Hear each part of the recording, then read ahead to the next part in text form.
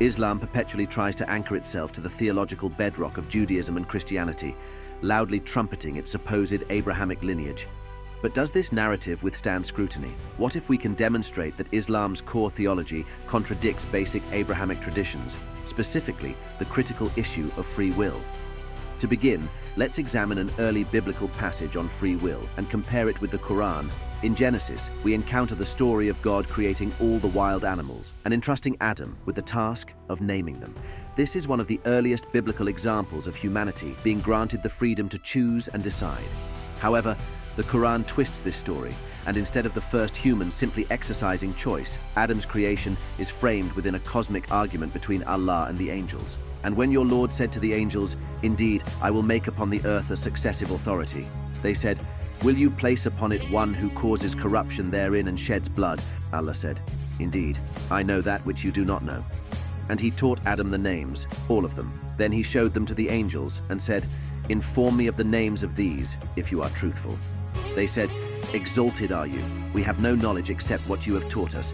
Setting aside the whimsical premise of God arguing with angels, this story implies that Adam had no independent thought. All knowledge and decisions reside solely with Allah.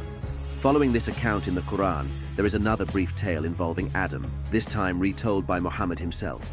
Adam and Moses argued with each other. Moses said to Adam, "O Adam, you are our father who disappointed us and turned us out of paradise." Then Adam said to him, "O Moses, do you blame me for action which Allah had written in my fate 40 years before my creation?" So Adam confuted Moses. Moses espouses original sin, blaming humanity's expulsion from paradise on Adam's disobedience. Adam disagrees, arguing that his actions were preordained by Allah, leaving him no choice. The story concludes with Adam winning the argument. It's evident that Islam's stance on free will differs from that of Judaism and Christianity, leaning instead towards predestination. To highlight this contrast, let's explore the Quran, where we find another account involving Moses and a man named Al-Qadr. Moses accompanies this enigmatic figure on a journey to gain insight and wise counsel. So they set out until when they met a boy. Al-Qadr killed him. Moses said, "Have you killed a pure soul? For other than having killed a soul, you have certainly done a deplorable thing." Al-Qadr said, "I will inform you of the interpretation of that about which you could not have patience. And as for the boy, his parents were believers, and we feared that he would overburden them by transgression and disbelief." This disturbing narrative reveals a dark and troubling aspect of Islamic theology. The child's fate was preordained, destined to be a transgressor and disbeliever, with no free will to change his destiny. Moreover, in Islam, there is no guarantee this child would reach heaven. Aisha, the mother of the believers, said that Allah's messenger was called to lead the funeral prayer of a child of the Ansar. Aisha said, "There is happiness for this child, who is a bird from the birds of paradise, for it committed no sin, nor has he reached the age when one can commit sin." He said, "Aisha, it may be otherwise, because God created for paradise those who are fit for it while they were yet in their father's loins, and created for hell those who are to go to hell. Your destiny, whether it's heaven or hell, is written by Allah before you take your first breath." This point is underscored in yet another declaration from Muhammad.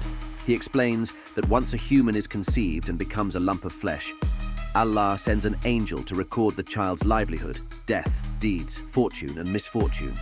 By him, besides whom there is no God, that one amongst you acts like the people deserving paradise, until between him and paradise there remains but the distance of a cubit, when suddenly the writing of destiny overcomes him, and he begins to act like the denizens of hell, and thus enters hell. And another one acts in the way of the denizens of hell, until there remains between him and hell a distance of a cubit, that the writing of destiny overcomes him, and then he begins to act like the people of paradise, and enters paradise.